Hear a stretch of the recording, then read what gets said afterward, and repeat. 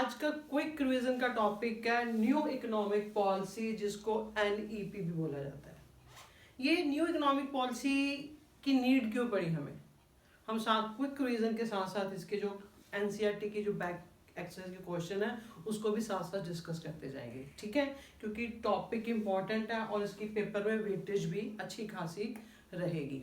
Clear. तो यानी कि जो 1950 पहले तो 1947 में हम इंडिपेंडेंट हुए, डेप्रिशिएटेड इकोनॉमी हमारे हाथ आई, ठीक है। 1950 से 1990 तक गवर्नमेंट ने कोई industrial sector, agriculture sector, trade के सेक्टर में काफ़ी सारे रिफॉर्म किए, बट जो वो रिफॉर्म थे दैट वाज नॉट सफिशिएंट, ठीक है। वो हमारी इकोनॉमी को एक तेजी से विकास की ओर लेके जाने वाले स्टेप्स नहीं थे, ठीक है। बहुत सारे उसमें कमियां थी, जिसके कारण हमें एक न्यू इकोनॉमिक पॉलिसी जुलाई 1991, जिसको आप शॉर्ट में एनईपी भी कहते हो, ठीक है, या न्यू इकोनॉमिक पॉलिसी जो आप न्यू इकोनॉमिक रिफॉर्म भी कह देते हैं, या एलपीजी, लिबरलाइजेशन, प्राइवेटाइजेशन, ग्लोबलाइजेशन, इसके कंपोनेंट है 3, जिसको हमने बाद में डिटेल में डिस्कस करना है, ठीक है। तो सबसे पहले न्यू इकोनॉमिक पॉलिसी की नीड क्यों पड़ी, ठीक है। आपको नीड पे भी 6 मार्क्स का लॉन्ग क्वेश्चन पूछा जा सकता है, बाकी अच्छी तरह करोगे डिटेल में तो आपको कोई भी assertion, reason, true, false, MCQ कुछ भी आ सकता है, ठीक है। अच्छी खासी इसकी लॉन्ग क्वेश्चन में वेटेज रहती है नीड की। नीड क्यों पड़ी हुआ न्यू इकोनॉमिक पॉलिसी अडॉप्ट करने की। पहला तो कह रहा है poor performance of public sector. जो पब्लिक सेक्टर था उसकी जो परफॉर्मेंस थी वो पुअर थी, यानी कि जो मतलब एफर्ट्स करनी चाहिए थे वो नहीं कर पाए। बहुत सारे रीजन है पीछे, इम्प्रॉपर मैनेजमेंट, फाइनेंस की कमी थी, ठीक है ना। यानी कि टू द पॉइंट आपके पास poor performance of public sector. फिर है ना deficit in BOP, balance of payment है जो डेफिसिट चल रहा था। बैलेंस ऑफ पेमेंट क्या होता है, जिसमें गुड्स एंड सर्विसेज का इम्पोर्ट एंड एक्सपोर्ट होता है, ठीक है। वो भी हमारा डेफिसिट यानी कि घाटे में चल रहा था, यानी कि हमारे जो इम्पोर्ट ज्यादा थे, एक्सपोर्ट कम थे, ठीक है। फिर fall in foreign exchange reserve, fall in foreign exchange reserve यानी कि जो हम इंपोर्ट ज़्यादा कर रहे थे, जिसके कारण जो हमारा फॉरेन एक्सचेंज रिजर्व है वो भी उसमें फॉल आ रहा था, ठीक है। यहाँ फॉरेन एक्सचेंज रिजर्व को फॉरेक्स भी कहते हैं और इसको एफएक्स रिजर्व भी कहा जाता है, ठीक है। यानी कि इसके इतना फॉल था कि इवन कई बार हम 15 डेज भी हमने कोई गुड्स को इम्पोर्ट करना है तो that was not possible India के लिए, ठीक है। फिर ह्यूज बर्डन ऑफ डेट, जो हमारे पास लोन थे उसका भी बर्डन काफ़ी था, प्रॉपर मैनेजमेंट करने के लिए इकोनॉमी को हमने गवर्नमेंट ने लोन भी काफ़ी ले रखे थे, ठीक है। फिर इन एफिशिएंट मैनेजमेंट थी। क्लियर। ये सारे आपके पास आ रही है नीड, हमने न्यू इकोनॉमिक पॉलिसी को क्यों, why we adopted new economic policy, what are the reason. Clear. तो ये जो थे ये सारे इन फैक्टर्स को देखते हुए इंडिया ने यानी कि आईबीआरडी एंड आईएमएफ होता है इंटरनेशनल मॉनेटरी फंड, और आईबीआरडी, ठीक है, international bank for reconstruction and development. आप नोट डाउन कर सकते हो, international bank for reconstruction and development. ये दोनों आपके पास यानी कि वर्ल्ड वाइड फाइनेंशियल इंस्टीट्यूट है जो मेंबर्स कंट्री को हेल्प करते हैं, ठीक है। ये वर्ल्ड वाइड फाइनेंशियल इंस्टीट्यूट है। इंडिया ने क्या किया, इनसे हेल्प मांगी फिर, ठीक है, हेल्प मांगी तो इन इंस्टीट्यूट ने इंडिया की हेल्प की, नो डाउट। कितनी हेल्प की उन्होंने, हमारे पास $7 बिलियन इंडिया को प्रोवाइड किए, ठीक है। यानी कि आप कह सकते हो 700 करोड़, ठीक है, 700 करोड़ डॉलर हमें, मतलब 700 करोड़ रुपीज हमें प्रोवाइड किए। बट कुछ कंडीशन रखी, कंडीशन की देखी क्योंकि हमारी जो इकोनॉमी पे जो फॉरेन ट्रेड, इंडस्ट्रियल पे काफ़ी सारी रिस्ट्रिक्शन थी कि आप उसको मतलब थोड़ा सा रिमूव करो, लिबरल हो उसमें, प्राइवेटाइजेशन दो, ग्लोबलाइजेशन करो इकोनॉमी की, तो उन कंडीशंस को फुलफिल करोगे अगर तो आपको ये लोन प्रोवाइड किया जाएगा। तो इंडिया ने फिर उनकी शर्तों को मानते हुए हमने एक न्यू इकोनॉमिक पॉलिसी अडॉप्ट की, ठीक है, जिसको हमने डिटेल में स्टडी करना है। तो ये आपके पास आता है, हाँ, जो आपके पास आईबीआरडी है, international bank for reconstruction and development है, इसको वर्ल्ड बैंक भी बोला जाता है, also known as world bank. ये क्लियर कट एमसीक्यू में क्वेश्चन पूछे जाते हैं, यानी कि same thing IBRD and world bank. Clear. तो जो हमारी न्यू इकोनॉमिक पॉलिसी थी, 6 मार्क्स क्वेश्चन, शॉर्ट क्वेश्चन। अब आपके पास आता है इसके 2 मेजर्स थे, इसने 2 मेजर्स लिए थे, ठीक है। यानी कि एक तो था उसके पास स्टेबलाइजेशन मेजर, पहला था स्टेबलाइजेशन मेजर, यानी कि जो आप कह सकते हो शॉर्ट टर्म मेजर थे। शॉर्ट टर्म मेजर यानी कि जो हमारी ये प्रॉब्लम्स थी, हमने एक और भी अब इसमें इन्फ्लेशनरी प्रेशर भी था। इन्फ्लेशनरी प्रेशर भी पॉइंट्स हैं, यानी कि हमारी जो गुड्स की है वो गुड्स की प्राइसेस बढ़ी जा रहे थे, इन्फ्लेशनरी प्रेशर भी था इकोनॉमी पे, ठीक है। तो स्टेबलाइजेशन मेजर में था कि इन्फ्लेशनरी प्रेशर को दूर करना है, स्टेबिलिटी लेके आनी इकोनॉमी में, फॉरेन एक्सचेंज रिजर्व में फॉल उसको ठीक करना है, डेफिसिट जो बीओपी में उसको हमने ठीक करना है। ये सारे आपके जो टर्म्स को ठीक करने के लिए दैट इज जो थी स्टेबलाइजेशन मेजर्स थी, यानी कि जो शॉर्ट टर्म नीड थी, शॉर्ट टर्म जो भी थी उसमें स्टेबलाइजेशन मेजर्स के नाम से जानी जाती है। और दूसरा ओवरऑल इकोनॉमी की एफिशिएंसी को हमने इम्प्रूव करना है, ठीक है। सब रिस्ट्रिक्शन ट्रेड पे जो भी है, integration relation with other countries बनाने हैं, वो सारी जो अपनी ओवरऑल इकोनॉमी की ग्रोथ करनी है हमने, that are known as structural reform, जिसको आप स्ट्रक्चरल रिफॉर्म के नाम से जानते हो। ये लॉन्ग पीरियड रिफॉर्म भी कहते हैं इसको, लॉन्ग टर्म, जो लॉन्ग टर्म रिफॉर्म थे दैट आर स्ट्रक्चरल रिफॉर्म। कि मैं मैचिंग मुचिंग में किसी सेंस में पूछ लेता है, क्लियर, स्ट्रक्चरल रिफॉर्म। अब आपके पास आ रहा है कि जो न्यू इकोनॉमिक पॉलिसी आ रही है एनईपी के 3 कंपोनेंट से, लिबरलाइजेशन, ठीक है, प्राइवेटाइजेशन एंड ग्लोबलाइजेशन, इन तीनों को हमने डिटेल में डिस्कस करना है, ठीक है। इससे पहले क्या होता था, इससे पहले आपके पास था LQP, LQP। अब न्यू इकोनॉमिक पॉलिसी के बाद LQP को रिप्लेस कर दिया गया LPG में, LPG में रिप्लेस कर दिया गया। अब क्या है, पहले L फॉर लाइसेंस, यानी कि वो लाइसेंस लेना पड़ता था कोई भी इंडस्ट्रीज डेवलप करने के लिए, अब उसको कन्वर्ट कर दिया गया L को लिबरलाइजेशन, लिबरल यानी कि जो गवर्नमेंट ने अपने रिस्ट्रिक्शंस है, कंट्रोल है, उसको मतलब जो भी रिस्ट्रिक्शन है उसको रिमूव कर दिया, कुछ रिस्ट्रिक्शन को रिमूव किया, उसको कम किया, ठीक है। एल पहले लाइसेंस था, ठीक है, दैट इज लिबरल कर दिया। फिर क्यों फॉर कोटा, लिमिट फिक्स थी कि इसने ये काम करना है, उसने इतना, हमने कोटा फिक्स था जो भी करना है, ठीक है। उसको रिप्लेस कर दिया गया बाय प्राइवेटाइजेशन, प्राइवेटाइजेशन यानी जहाँ पे पहले गवर्नमेंट सेक्टर का ओनरशिप थी या ट्रांसफर मैनेजमेंट, वो हमने प्राइवेट सेक्टर को मतलब दी, साथ में उनको रोल मतलब इम्प्रूव रोल इंक्रीज कर दिया, ठीक है। फिर आपके पास आता है पी, परमिट, पहले परमिशन लेनी पड़ती थी कि कितना टैरिफ, मतलब कौन सी गुड्स का कोटा, यानी किस चीज़ को इम्पोर्ट करना है, एक्सपोर्ट करना है, या क्या टैरिफ है, उसको रिप्लेस करके G फॉर ग्लोबलाइजेशन, ठीक है, ये आपके पास।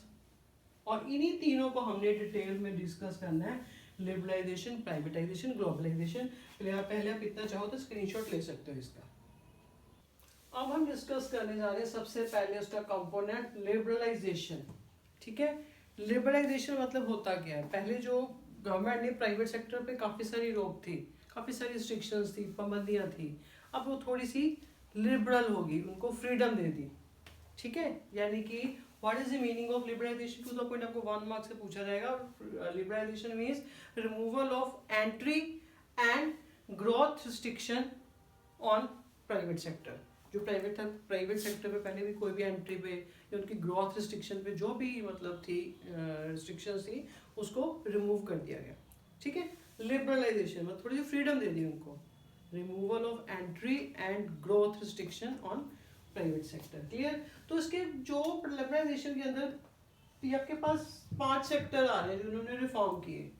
कई बार ये पूरा लिबरलाइजेशन पे क्वेश्चन पूछ लेगा, नहीं है तो किसी भी एक सेक्टर पे भी पूछ सकता है शॉर्ट में, ठीक है। बाकी एमसीक्यू के फिलअप्स तो है ही है, क्लियर।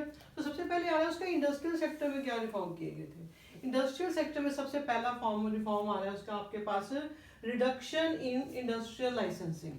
पहले क्या, प्राइवेट सेक्टर को लाइसेंस लेना पड़ता था इंडस्ट्रियल की डेवलपमेंट सेटअप के लिए, एक्सपैंड के लिए, उसको कम कर दिया गया, मतलब कम रिडक्शन, यानी कि पहले मान लीजिए 18 इंडस्ट्रीज थी जैसे, ठीक है, अब मतलब जो गवर्नमेंट के अंडर थी, अब उसको कट करके सिर्फ 5 इंडस्ट्रीज रहेगी गवर्नमेंट के अंदर। सिर्फ इसकी अगर मतलब एस्टेब्लिशमेंट करनी है तभी सिर्फ मतलब लाइसेंस लेना जरूरी है, बाकी किसी इंडस्ट्रीज के लिए लाइसेंस लेना जरूरी नहीं है, ठीक है। रिडक्शन इन इंडस्ट्रियल लाइसेंसिंग कौन कौन से, पहले तो होगा डिस्टिलेशन ऑफ अल्कोहलिक ड्रिंक्स, जो भी अल्कोहलिक ड्रिंक बनती हैं उसकी जो फैक्ट्रीज हैं, कोई भी तंबाकू, cigarette, smoking, electronic air space यानी कि कोई सैटेलाइट्स को यूज मतलब आप कह रहे हो नेविगेशन वगैरह, electronic air space, defence equipment है, इंडस्ट्रियल एक्सप्लोसिव है जो विस्फोट का सामान है, एंड हैजर्ड्स केमिकल्स जो विस्फोटक सामान है।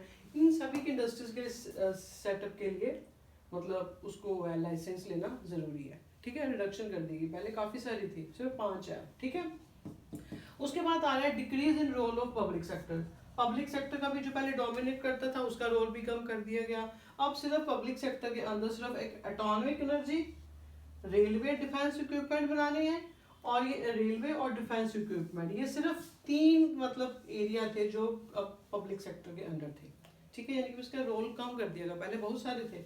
ठीक है, अब सिर्फ कोई atomic energy, railway and defence equipment सिर्फ गवर्नमेंट के अंडर थे। तीसरा इसकी पॉइंट आ रहा है डी रिजर्वेशन, यानी कि पहले कुछ इंडस्ट्रीज का रिजर्व था कि सिर्फ उन्होंने ही उसकी मतलब प्रोडक्शन करनी है, उसको डी रिजर्व कर दिया गया। ठीक है ना, डी रिजर्व करने से क्या होगा कि और इंडस्ट्रीज ने उन काम को ज्वाइन किया, प्रोडक्शन इंक्रीज हुई। क्लियर। उसके बाद आ रहा है आपके पास जो चौथा इस पर फॉर्म किया गया monopolies and restricted trade practice act, जिसकी शॉर्ट फॉर्म है MRTP। MRTP आपको फुल फॉर्म पता होनी चाहिए, monopolies and restrictive trade practice, यानी कि इसमें जो रिस्ट्रिक्शन थी ट्रेड पे वो थी कि उसको रिमूव किया गया, कि नया लिबरल थोड़ी सी एक पॉलिसी अडॉप्ट की गई। ठीक है, ये इंडस्ट्रियल फॉर्म के अंदर आ रहा है आपके पास, लाइसेंस को इंडस्ट्रियल रिडक्शन कर दी गई, रोल को कम कर दिया गया, डी रिजर्वेशन ऑफ जो भी स्मॉल स्केल इंडस्ट्रीज उसको की गई, और जो एक एक्ट था MRTP act.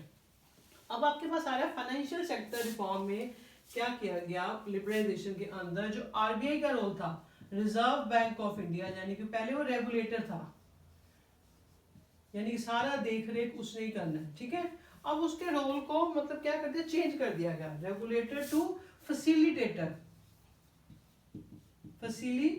Regulator to facilitator. ये फिलिप्स में भी क्वेश्चन आगे पूछा जाता है कि RBI के रोल को रेगुलेटर टू फैसिलिटेटर कर दिया गया, यानी कि RBI ने क्या किया, दूसरे जो भी सेक्टर्स हैं फाइनेंशियल सेक्टर उसको थोड़ी सी फैसिलिटी दे दी, वो लिबरल हो गई, यानी कि वो हर काम के लिए मतलब RBI को मतलब परमिशन लेने की जरूरत नहीं है। ठीक है, अपने रूल्स एंड रेगुलेशन को फॉलो करो जो है सर्टन, तो मतलब कर सकते हैं अपना काम, फ्रीडम दे दी गई। ठीक है, फिर आपके साथ इसमें आएगी ओरिजिन ऑफ प्राइवेट बैंक, जो प्राइवेट बैंक थे उसका भी ओरिजिन हुआ, जैसे कि ICICI। ठीक है ना, ICICI आपके पास आ रहा है। क्लियर। इसका भी यानी कि आपके पास आता है इंडस्ट्रियल ये क्रेडिट इन्वेस्टमेंट कॉर्पोरेट जो भी इंस्टीट्यूट है। ठीक है ना, यानी कि industrial credit investment corporation of India, ये इसकी डेवलपमेंट मतलब ओरिजिन ऑफ प्राइवेट बैंक हुए। ठीक है, पहले प्राइवेट बैंक को परमिशन लेनी पड़ती थी RBI से। ठीक है, रिस्ट्रिक्शन थी काफ़ी सारी। अब ठीक है, सर्टेन रूल रेगुलेशन फॉलो करो तब उसको मतलब सेटअप कर सकते हो। क्लियर। ये आपके पास इधर आ रहा है। दूसरा, इंक्रीज जो लिमिट थी जो फॉरेन सेक्टर थे वो, यानी कि अपना FII फॉरेन इंस्टीट्यूशनल इन्वेस्टर, आपको फुल फॉर्म आनी चाहिए, फुल फॉर्म पूछी जानी है पेपर में, FII फॉरेन इंस्टीट्यूशनल इन्वेस्टर, यानी कि ये कोई भी बाहर फॉरेन के जो मर्चेंट बैंक हैं, म्यूचुअल शेयर्स हैं, पेंशन फंड्स हैं, वो अपना आप इंडिया में उसको इन्वेस्ट कर सकते हैं। उसकी लिमिट को 74% अब कर दी, उसकी लिमिट इंक्रीज करके 74% तक अपना इधर FFI में इन्वेस्टमेंट कर सकते हैं। दूसरा, ईज ऑफ एक्सपेंशन, कोई भी अपना काम है जो कुछ भी है अपना, वो अपना इधर आराम से काम को एक्सपैंड किया जा सकता है उनका। ठीक है, ये आपके पास आ रहे थे फाइनेंशियल सेक्टर। ठीक है, RBI का role change, regulator to facilitator, private bank का ओरिजिन हुए। ठीक है, उतनी मतलब सर्टेन रूल्स रेगुलेशन को फॉलो करने के बाद दे कैन अपना सेटअप कर सकते हैं। FII फॉरेन इंस्टीट्यूशनल इन्वेस्टर, उसकी लिमिट को इंक्रीज कर दिया गया। इसके अंदर क्या क्या आता है, म्यूचुअल फंड्स, पेंशन फंड्स। ठीक है, और एक्सपेंशन ऑफ आपके पास आ गया, ये एक्सपेंशन प्रोसेस भी इजी कर दिया गया। ठीक है, ये आपके पास फाइनेंशियल सेक्टर रिफॉर्म। और टैक्स रिफॉर्म में क्या है, आपको पता है टैक्स 2 टाइप के होते हैं। एक तो डायरेक्ट टैक्स, यानी कि जिसके ऊपर इनकम टैक्स है, कॉर्पोरेट टैक्स है। ठीक है, जो हमारी इनकम पे लगता है और हमें उसी को पे करना पड़ता है, इसका impact and incident same person पे है, वो इसको शिफ्ट नहीं कर सकता। दूसरे इनडायरेक्ट टैक्सेस हैं। इनडायरेक्ट टैक्सेस यानी कि आपके पास जो आते हैं, जिसको आप GST कहते हो। ठीक है ना, कोई भी सेल्स टैक्स है, वैल्यू एडिशन टैक्स है, एक्साइज ड्यूटी है, जो सारे टैक्स सब मर्ज करके जीएसटी के अंदर आ रहे हैं। इसको मतलब थोड़ा सा सिंप्लीफाई कर दिया गया। इसमें टैक्सेस के फॉर्म में क्षेत्र में क्या किया गवर्नमेंट, एक सिंप्लीफाई कर दिया उसको, ठीक है, मतलब सिंपल कर दिया उसको, सिंप्लीफाई कर दिया। यानी कि लोगों को पहले को बड़ा कॉम्प्लेक्स था, समझना भी मुश्किल था, जिससे कि लोग उसको टैक्स की चोरी ज़्यादा करते थे, टैक्स इवेजन बोलते हैं उसको, ज़्यादा होती थी। वो टैक्स को थोड़ा सा सिंप्लीफिकेशन कर दिया गया। क्लियर। फिर आ रहा foreign exchange reforms. Foreign exchange reform में क्या किया गया, हमारे रुपये की डीवैल्यूएशन की गई, devaluation of rupee by government. Government ने क्या किया, डिवैल्यूएशन रुपी कर दी, यानी कि जिसमें कि हमारी डोमेस्टिक जो रुपी की वैल्यू जो थी वो कम हो गई। रुपी की वैल्यू कम होने से इसका फायदा क्या हुआ, जो हमारे एक्सपोर्ट इंक्रीज हुए, ठीक है, एक्सपोर्ट इंक्रीज हुए। एक्सपोर्ट इंक्रीज होने से क्या हुआ, जो हमारी प्रॉब्लम थी फॉरेन एक्सचेंज रिजर्व्स, वो हमारी इकोनॉमी में उसका इनफ्लो हुआ, inflow of foreign exchange reserve थी, फॉरेक्स जो था उसका इनफ्लो बढ़ा, ठीक है। यानी कि फॉरेन एक्सचेंज रिफॉर्म में डिवैल्यूएशन रुपी कर दी गई, ठीक है, डिवैल्यूएशन रुपी की वैल्यू को decrease the value of rupee by the government द्वारा की गई है, ठीक है। फिर आपके पास इसमें आ रहा है trade and investment policy. Trade and investment policy में क्या किया गया लिबरलाइजेशन के अंदर, एक तो पहले कोटा था, जो आपके पास कोटा था कि ये इतनी क्वांटिटी में इंपोर्ट एक्सपोर्ट कर सकते हो, उस कोटा को रिमूवल कर दिया गया, ठीक है, रिमूवल कर दिया गया। फिर आपके पास आ रहा है इसमें एक्सपोर्ट ड्यूटी थी, पहले एक्सपोर्ट पे जो हमने सामान बाहर भेजना है उस पे एक्सपोर्ट पे ड्यूटीज थी, उसको भी रिमूवल कर दिया गया, मतलब खत्म ही कर दिया गया। फिर ठीक है, एक फिर आपके पास आ रहा है मतलब रिडक्शन इन इम्पोर्ट ड्यूटी, जो हम बाहर से गुड्स मंगवाते थे, ठीक है, जो इम्पोर्ट ड्यूटीज थी, ठीक है, इम्पोर्ट ड्यूटी यानी कि जिसको टैरिफ बोलते थे, उसको कम कर दिया गया, उसको रिड्यूस कर दिया गया, यानी कि ज़्यादा हम सामान बाहर से मंगवा सकते हैं कम प्राइसेस पे। इसका एक ड्रॉबैक भी हुआ कि हमने फिर सामान ज़्यादा मतलब इंपोर्ट करना शुरू कर दिया गया, ठीक है। इंपोर्ट ठीक है, नो डाउट ज़रूरी भी है, फिर ज़रूर से ज़्यादा इंपोर्ट होने लग पड़ा, हमारी जो फॉरेन एक्सचेंज बाहर जाने लग पड़ी। कुछ इसके मेरिट्स डिमेरिट्स साथ साथ हम बाद में एंड पे डिस्कस करेंगे, ठीक है। यानी कि ट्रेड एंड इन्वेस्टमेंट पॉलिसी में क्या था, जो कोटा था, जो भी अब कितनी चीज़ का कोटा फिक्स थी, क्वांटिटेटिव सेक्शन को खत्म कर दिया गया। एक्सपोर्ट ये क्या था आपके पास, एक्सपोर्ट ड्यूटी को भी खत्म कर दिया गया। Reduction in import duty, import duty के ऊपर रिडक्शन कर दी गई। और एक और बात, यानी कि पहले लाइसेंस था, मतलब इंपोर्ट जो लाइसेंस था, जो भी आपने इंपोर्ट मतलब कुछ चीज़ को इंपोर्ट करना है उसके ऊपर पहले लाइसेंस होता था, ठीक है, उसको भी थोड़ा सा रिलैक्सेशन दी गई। यानी रिलैक्सेशन यानी कि जो चीज़ें आपकी सिर्फ मतलब एनवायरनमेंट के लिए हार्मफुल नहीं है, कोई हैजर्ड्स मतलब केमिकल्स नहीं है, उसके मतलब उस पर थी रिस्ट्रिक्शन ज़्यादा, उसको थोड़ा सा रिलैक्सेशन दे दिया गया। रिलैक्सेशन कैसे, जो अपनी इकॉनमी के प्रोडक्शन के लिए गुड्स ज़रूरी है, ठीक है, कोई हार्म नहीं है, रॉ मटेरियल वगैरह कुछ अपने इंपोर्ट करना है तो आप इजीली अब कर सकते हो, ठीक है। यानी कि उसमें आपने इसको relaxation of import licensing system, ठीक है, ये आपके पास था लिबरलाइजेशन। अब हमने डिस्कस करना है प्राइवेटाइजेशन। प्राइवेटाइजेशन यानी कि पहले पब्लिक सेक्टर का लीडिंग रोल था, ठीक है, और जहाँ जहाँ पब्लिक सेक्टर का लीडिंग रोल था, गवर्नमेंट ने क्या किया, उसको अपने को मतलब उसको प्राइवेटाइजेशन कर दिया, यानी कि प्राइवेट सेक्टर को दे दिया, ठीक है। Privatisation refers to shedding the ownership और management of government on enterprises. जो गवर्नमेंट की अपनी एंटरप्राइजेस थी, उसने याद उसकी ऑनरशिप को और मैनेजमेंट को प्राइवेट सेक्टर को ट्रांसफर कर दिया। जैसे कि आपके गवर्नमेंट के एंटरप्राइजेस क्या थे, मारुति योग लिमिटेड है, MUL है, ठीक है, IPCL है, इंडियन पेट्रोकेमिकल कॉर्पोरेशन लिमिटेड है, ऐसे बहुत सारे जो इसके एंटरप्राइजेस थे उसको उन्होंने प्राइवेटाइजेशन कर दिया, ठीक है। प्राइवेटाइजेशन कर दिया, और प्राइवेटाइजेशन करने के दो मेथड थे। एक तो मेथड था ट्रांसफर द ऑनरशिप,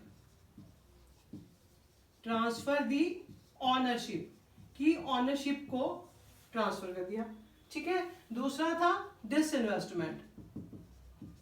डिसइन्वेस्टमेंट होता है यानी कि गवर्नमेंट ने क्या किया, अपने शेयर को सेल कर देना, ठीक है, सेल कर देना। इसमें आपके पास दो टाइप के आते थे, एक आती है स्ट्रेटेजिक सेल, दूसरा माइनॉरिटी माइनॉरिटी सेल, ठीक है। इसमें क्या था, स्ट्रेटेजिक सेल में था जब गवर्नमेंट जो अपने शेयर्स थे 50% या इससे ज्यादा जो गवर्नमेंट का जो शेयर था अगर तो वो प्राइवेट सेक्टर को दे देती है तो दैट इज स्ट्रेटेजिक सेल थी, स्ट्रेटेजिक सेल थी। यानी कि इससे क्या होता था, सेल तो डिसइन्वेस्टमेंट तो गवर्नमेंट ने की, साथ के साथ उसकी ऑनरशिप भी ट्रांसफर हो जाती थी, यानी कि वो प्राइवेट सेक्टर उसका ऑनर है। क्लियर। दूसरा था माइनॉरिटी सेल, ठीक है। इसमें क्या था, जब गवर्नमेंट अपने शेयर को सेल करती थी 49% या इससे लेस देन, यानी कि मान लो अपना शेयर 35% सेल कर दिया गवर्नमेंट ने प्राइवेट सेक्टर को, तो दैट इज माइनॉरिटी सेल, ठीक है। इसमें क्या था, ये इसमें फिर ट्रांसफर जो ऑनरशिप नहीं होती थी, गवर्नमेंट ही इसकी ऑनर थी, ठीक है। यानी कि स्ट्रेटेजिक सेल में 51% शेयर अगर सेल कर देती है, इससे ज्यादा 60, 70, 80 कुछ भी, ठीक है, तो दैट इज वो उसकी फिर ऑनरशिप ट्रांसफर हो जाती थी प्राइवेट सेक्टर को।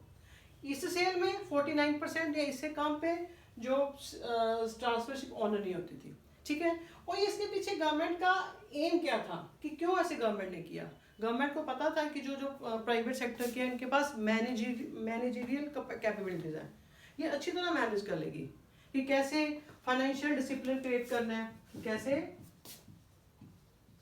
फाइनेंशियल डिसिप्लिन करना है, ठीक है। तो कैसे मॉडर्नाइजेशन को कैसे मतलब करना है, ठीक है। ये सारे उसके एम्स थे। उसको गवर्नमेंट को पता था कि प्राइवेट सेक्टर के पास कैपेबिलिटीज हैं, ठीक है, तो कैसे टेक्नोलॉजी, न्यू टेक्नोलॉजी को अडेप्टेशन के सारे और प्रॉफिट के लिए काम करना है, तो नेचुरली जहां प्रॉफिट है वहां बेटरमेंट होती है, ठीक है। ये था उनके पास एम्स। तो गवर्नमेंट के उस समय क्या थे, जैसे आपने क्लास में अच्छे मार्क्स लेने हैं, तो जैसे आपके ग्रेडिंग सिस्टम है, A grade, B grade, C grade, ठीक है ना। तो क्या होता है, हर बच्चे की इच्छा होती है कि मैंने ए ग्रेड लेना है, ठीक है। तो ऐसे क्या गवर्नमेंट ने अपने कुछ सेक्टर से मतलब जहाँ पे उसने ग्रेडिंग कर रखी थी। ग्रेडिंग कैसे थी, उसके नो डाउट उसका कोई क्राइटेरिया था कि उसको फॉलो अगर पूरा करेंगे तभी उसके अंदर आएंगे, लिमिट थी उसकी कोई, बट मतलब ये था कि उनके परफॉर्मेंस के अकॉर्डिंग, ठीक है, उन्होंने उसको नाम दे दिया। जैसे कुछ को महारत्न सबसे हाईएस्ट रैंक था, महारत्न जो 14 महारत्न है। फिर नवरत्न जिनकी परफॉर्मेंस, ठीक है, वो 27 है। फिर 64 मिनी रत्न जिसको फर्स्ट सीपी एससी बुक भी बोलते हो। फिर 12 मिनी रत्न सेकंड सीपीएससी एंटरप्राइजेस, ठीक है, यानी कि सेंट्रल पब्लिक सेक्टर एंटरप्राइजेस है, ये थे। और ये नंबर चेंज भी होते रहते हैं, ठीक है, उनकी परफॉर्मेंस के अकॉर्डिंग। यानी कि महारत्न जिनका मतलब काफ़ी अच्छी परफॉर्मेंस थी, उनको तो महारत्न की उपाधि दे दी गई। और ये था मतलब इनको फिर अपने जो भी डिसीजन लेने थे उनको फिर फ्रीडम थी, ठीक है, ज़्यादा फ्रीडम थी। जैसे जैसे अगर हाई सेक्टर में हो तो उसको ज़्यादा फ्रीडम थी डिसीजन लेने की, तो गवर्नमेंट उसमें इंटरफेयर कम करती थी अपनी, ठीक है। तो कुछ आपको ज़्यादा इसका डिटेल में नहीं जाना, नेम कुछ पता होने चाहिए आपके। महारत्न जैसे IOC है, इंडियन ऑयल कॉरपोरेशन है।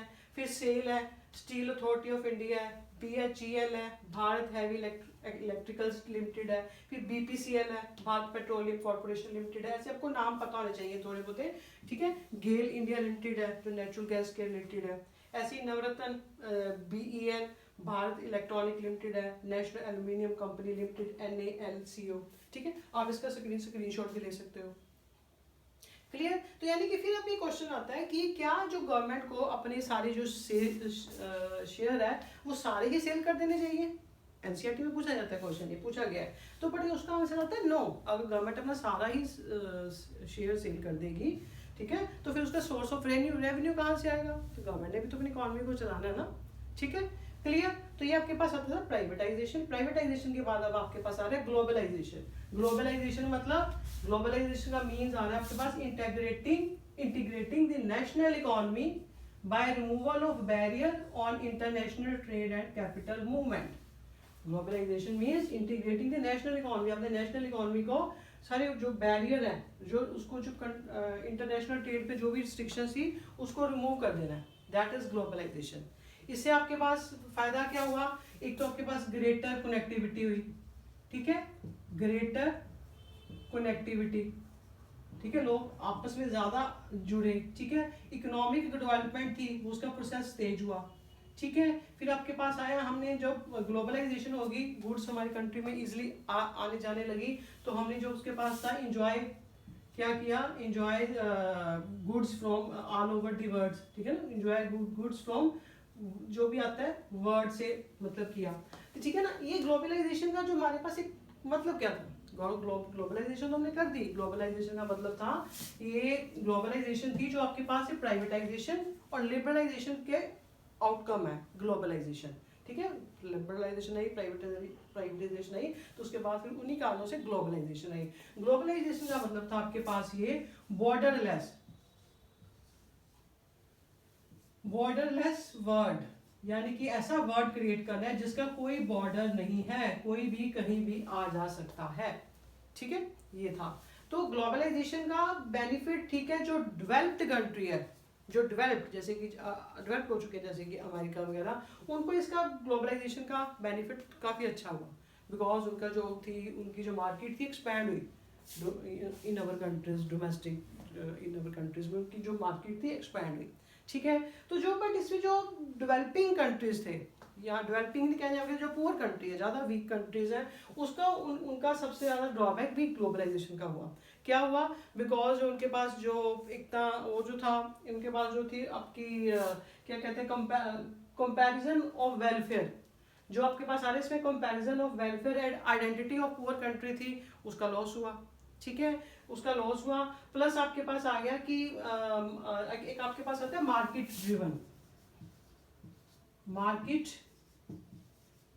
ड्रिवन, ठीक है, जो मार्केट ड्रिवन आपके पास एक ग्लोबलाइजेशन इंक्रीज हुई, यानी कि जो कंज्यूमर जिस चीज़ की डिमांड करेंगे उन्हीं चीज़ों का एक प्रोडक्शन की गई, मार्केट ड्रिवन इकोनॉमी हुई, ठीक है।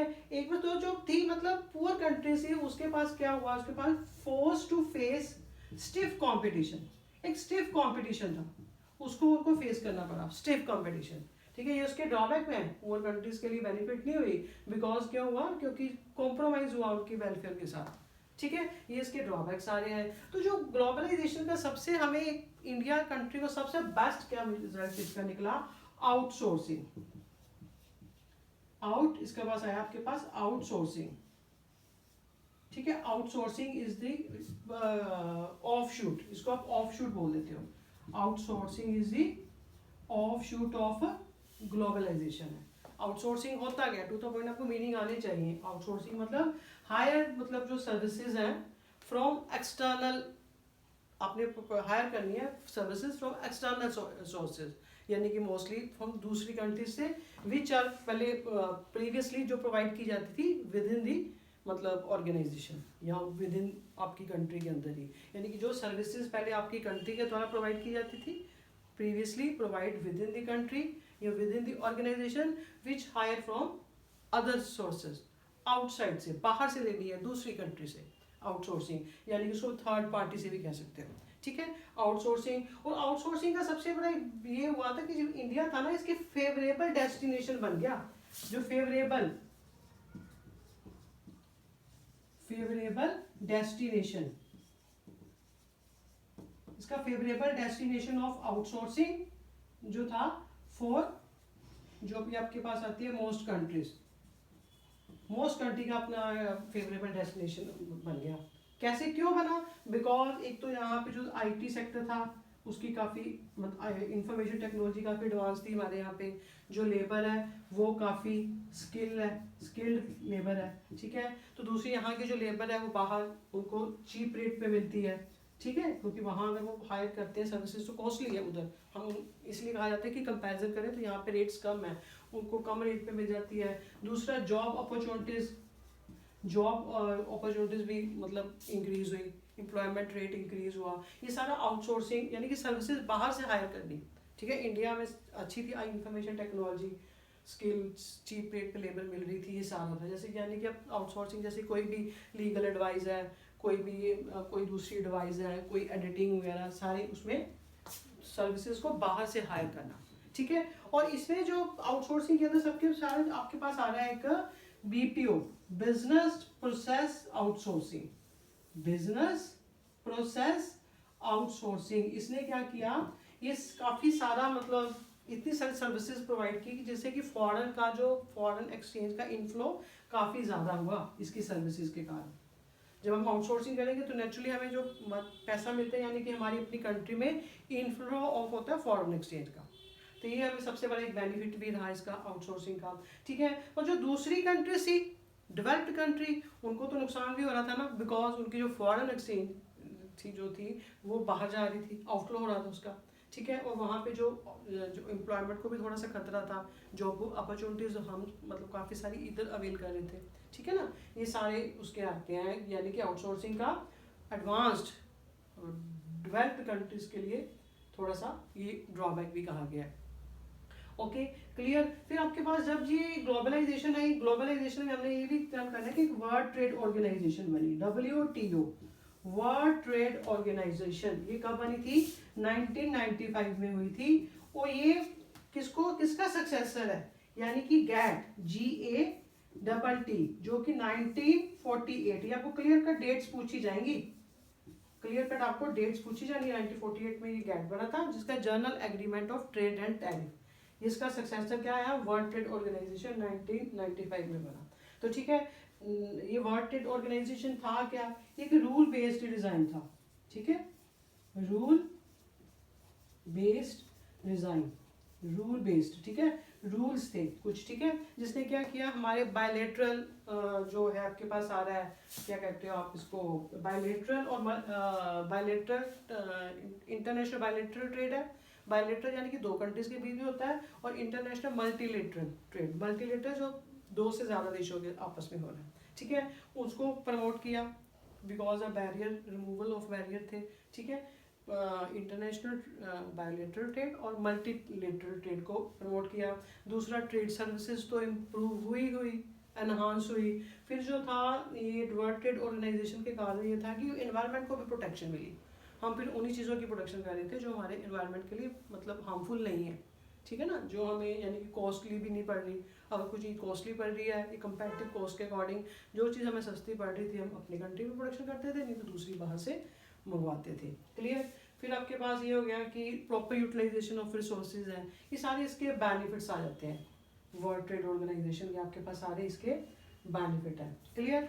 ये आपके पास था वर्ल्ड ट्रेड ऑर्गेनाइजेशन।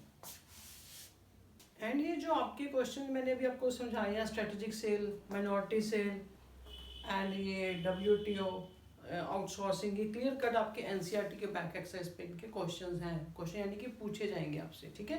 जैसे WTO का मेंबर बनने का बेनिफिट क्या हुआ कि जब आप जो मेंबर्स हैं वो can raise their voice to safeguard their common interest, मिलके अपनी आवाज़ उठा सकते हैं to safeguard their common interest के लिए, ठीक है ना। ऐसे ही सारे क्वेश्चन आपको अच्छे से मतलब शॉर्ट में देखने हैं सारे, ठीक है।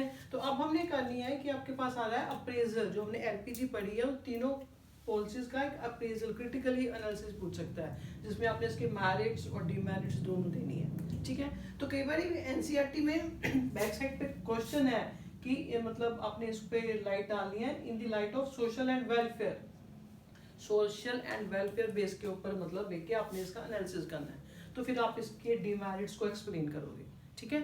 अगर क्रिटिकल आ रहा है तो आपने दोनों देनी है। दोनों में आपको क्विक रीजन में आपको मैं बताती हूँ। मेरिट सबसे पहले ये आपके वाइब्रेंट इकोनॉमी बन गई, वाइब्रेंट, पहले कहाँ हमारी स्टेगनेंट इकोनॉमी थी, अब एक वाइब्रेंट जिसमें हिलजुल हुई, तो तेजी से प्रोडक्शन इंक्रीज होने लगी। एग्रीकल्चर सेक्टर, इंडस्ट्रियल सेक्टर और सर्विस सेक्टर। पहले देखो सर्विस सेक्टर का ज़्यादा कोई कंट्रीब्यूशन था ही नहीं GDP में, तो यानी कि आउटसोर्सिंग के कारण या इंफॉर्मेशन टेक्नोलॉजी की ग्रोथ के कारण हमारी जो सर्विस सेक्टर में हमारा GDP का कंट्रीब्यूशन इंक्रीज हुआ। ये क्लियर कट आपके पास कि सर्विस सेक्टर में मतलब GDP की कंट्रीब्यूशन इंक्रीज हुई। डू यू एग्री और व्हाई, ये क्वेश्चन NCERT में पूछा गया, ठीक है। बिकॉज ऑफ ये आपके पास IT सेक्टर एंड आउटसोर्सिंग के कारण हमारी सर्विसेज हमने बाहर दूसरी कंट्रीज को प्रोवाइड की, ठीक है। हमारी कंट्री जो इंडिया को एक रिकॉग्नाइजेशन मिली, ठीक है ना, इन्हीं पॉलिसीज के कारण। फिर जो हमारी जो अपने मेरिट्स देनी है ना, जो हमने पहले नीड दी थी ना कि हमें नीड क्यों है, कि क्यों हमारी मतलब ज़रूरत क्या है हमें उसकी LPG की, वो नीड को ही बस आपने इम्प्रूव करके लिखना है। जैसे पहले हमने कहा था इन्फ्लेशनरी प्रेशर है, तो यहाँ पे आपके पास आ गया इन्फ्लेशन पे चेक ऑन इन्फ्लेशन, यानी कि इन्फ्लेशन पे चेक ऑन, यानी कि ठीक है प्रोडक्शन इंक्रीज हुई, नेचुरली इन्फ्लेशन कंट्रोल में आई, ठीक है। फिर चेक ऑन डेफिसिट, BOP, जो BOP में डेफिसिट था उस पर भी कंट्रोल हुआ थोड़ा सा, ठीक है। हमारे मतलब एक्सपोर्ट भी इंक्रीज हुए। आपके ये नीड में पॉइंट है ना, फॉल इन मतलब डेफिसिट था BOP में, फॉरेन एक्सचेंज भी फॉल हो रहे थे, इन्फ्लेशनरी प्रेशर, ये सारे जो नीड के पॉइंट्स है आपने उसको मॉडिफाई करके साथ में मैरिट्स में दे देने हैं। यानी कि increase in forex reserve, foreign exchange reserve increase हुए, हमारा दूसरी कंट्रीज का हमारी इकोनॉमी में इन्वेस्टमेंट इंक्रीज होने के कारण हमारे पास फॉरेन एक्सचेंज का इनफ्लो इंक्रीज हुआ। ठीक है, ये सारे इसके मेरिट्स हैं। अब आपके पास है डीमेरिट्स। ठीक है, डीमेरिट्स वही मैंने बोला, in the light of social and welfare के रिगार्डिंग क्वेश्चन पूछा जा सकता है।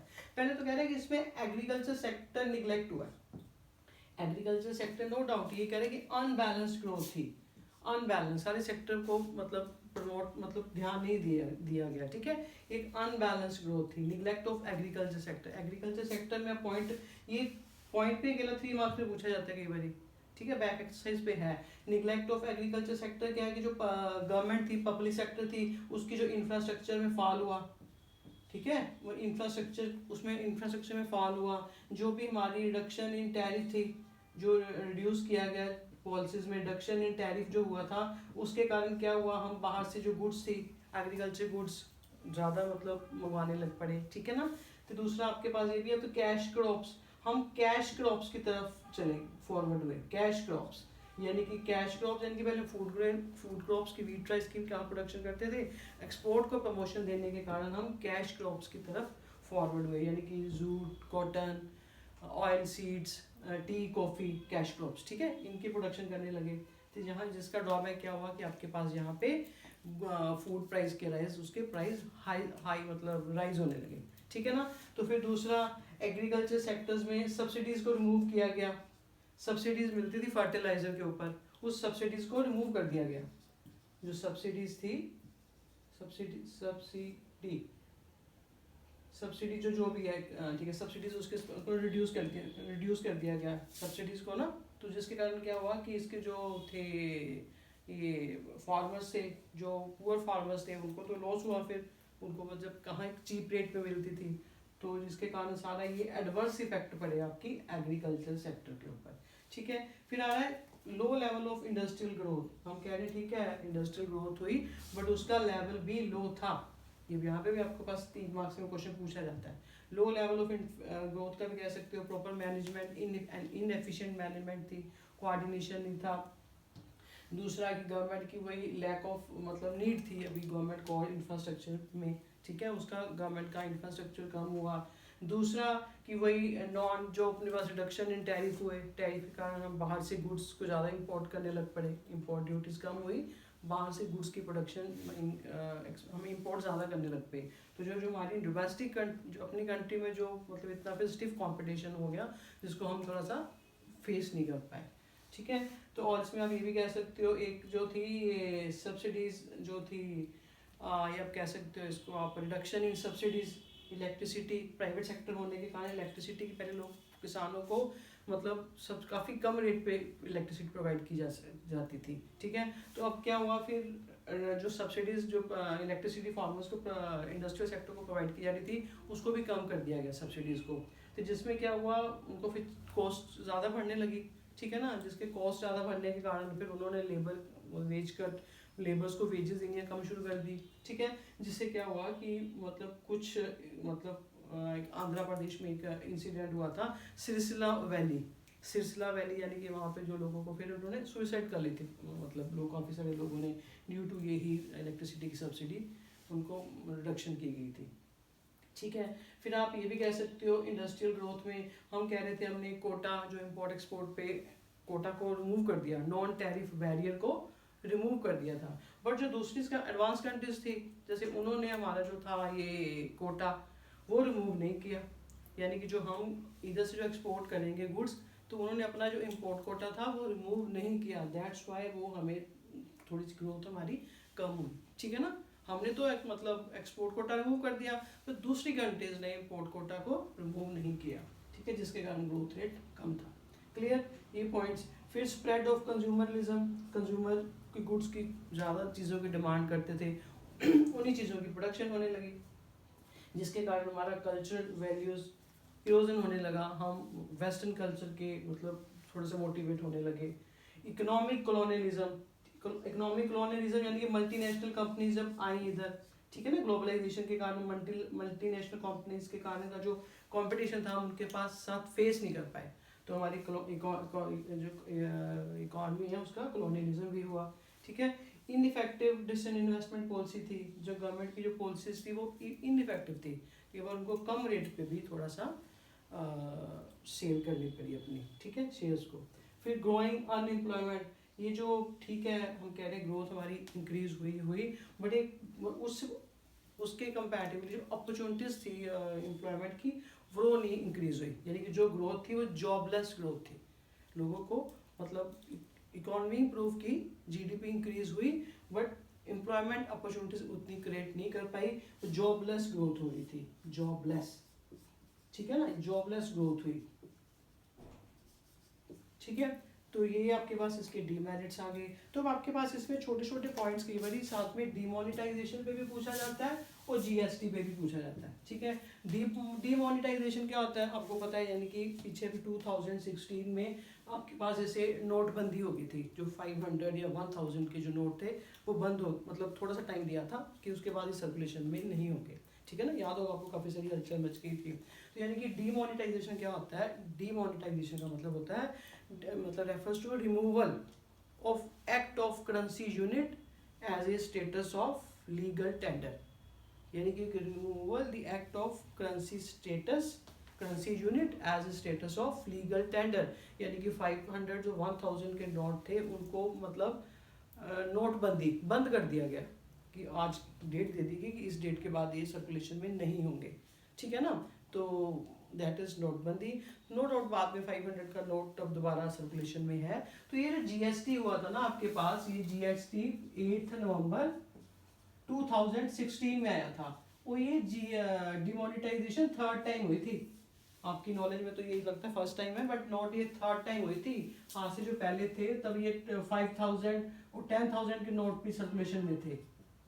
ठीक है, ये डिमोनेटाइजेशन थर्ड टाइम हुई थी। ओके, तो इसका मतलब वही क्लियर, मीनिंग क्लियर आपको। इससे मतलब ये क्या थे, इसका ऑब्जेक्टिव क्या था गवर्नमेंट का, एक तो ये टैक्स एडमिनिस्ट्रेशन मेजर्स थी, टैक्स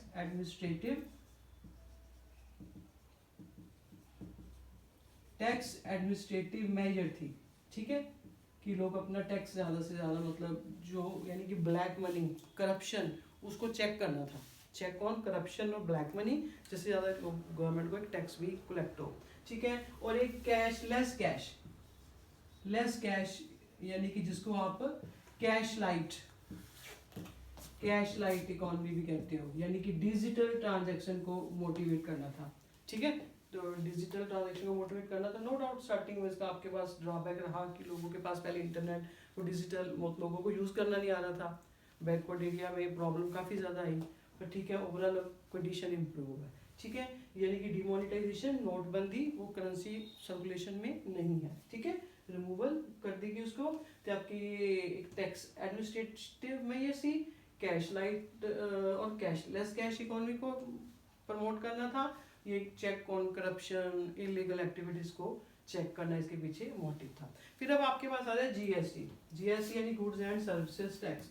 ये आपके पास कब आया था, ये आपके पास 1 जुलाई एंड ये था 1 जुलाई 2017, वो 16 आई 2017 में आया था जीएसटी। ठीक है, ये यानी जीएसटी है क्या, इसमें जो इनडायरेक्ट टैक्सेस तो टैक्सेस है कंपल्सरी पेमेंट, दो टाइप के टैक्स होते हैं, डायरेक्ट टैक्सेस और इनडायरेक्ट टैक्सेस। ठीक है, जो डायरेक्ट टैक्सेस तो जिसके के ऊपर लगा तो उसी को पे करना है, उसका इम्पैक्ट और इंसिडेंट सेम पर्सन पे है। ठीक है, और जीएसटी के अंदर जो इनडायरेक्ट टैक्सेस है, जैसे कि आपके पास सेल्स टैक्स है, ठीक है, सेल्स टैक्स, ठीक, और वैल्यू एडेड टैक्स है, एक्साइज ड्यूटी जो प्रोडक्शन के समय लगती है, ये सारे इसमें काफ़ी सारे टैक्स को इसमें मतलब मर्ज कर दिया गया जीएसटी के अंदर, इनडायरेक्ट टैक्सेस को। ये इनडायरेक्ट टैक्सेस है, गुड्स एंड सर्विसेज टैक्स, जो गुड्स की कंजम्पशन पे लगता है, गुड्स एंड सर्विसेज की कंजम्पशन पे लगता है। क्लियर, तो जिसका जो मतलब इसका डेस्टिनेशन क्या है,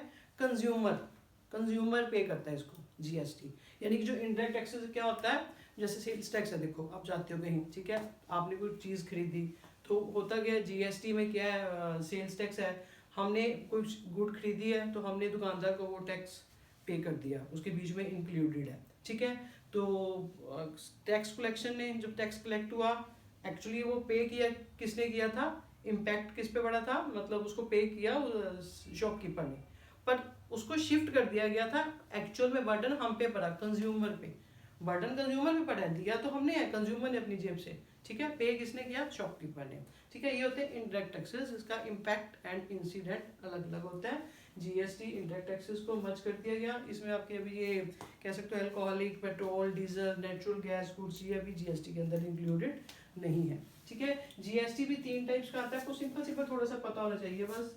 इसका स्लोगन था one country one nation one tax, ठीक है, वन नेशन वन टैक्स है। तो ये 3 टाइप का होता है टैक्स, ये आपके पास 3 टाइप का आ रहा है, आता है सेंट्रल जीएसटी, ठीक है, स्टेट जीएसटी, और इन दोनों को मिला के आपके पास बनता है integrated goods and services tax, ठीक है। Central goods and services tax, state goods and service tax, integrated goods and service tax, जो इन दोनों को ऐड करके बनता है। क्लियर? ये यानी कि जीएसटी के में आपको अगर पूछा जाता है जीएसटी क्लियर आएगी, मतलब एक कॉम्प्रिहेंसिव टैक्स है, एक कॉम्प्रिहेंसिव टैक्स है, इसका एरिया वास्ट है, अगर हम देखा ना डायरेक्ट टैक्स के रिलेटेड कंपैरेटिवली ये ज़्यादा वास्ट है, ठीक है। कॉम्प्रिहेंसिव टैक्स आ रहा है आपके पास, ये सिंगल टैक्स है, सारे टैक्स उसी में मर्ज कर दिए गए, सिंगल टैक्स है, टैक्स स्ट्रक्चर है, क्लियर है, नो हिडन टैक्स है, सभी इसमें मर्ज कर दिए गए। इसने रिड्यूस टैक्स बर्डन को भी रिड्यूस किया गया है, और इसका जो डेस्टिनेशन था ये कंज्यूमर था, consumer based, consumption based tax है, कंजम्पशन, ये कंजम्पशन बेस्ड टैक्स है, ठीक है। ये थी छोटी छोटी बातें हैं, आप मतलब बी केयरफुल। बाकी डिटेल लेक्चर मैं साथ में आपको टैग कर रही हूँ लेक्चर अपने, अगर कोई प्रॉब्लम है तो आप क्लैरिटी के लिए वहाँ पे उसको मतलब देख सकते हो, ठीक है। All the best.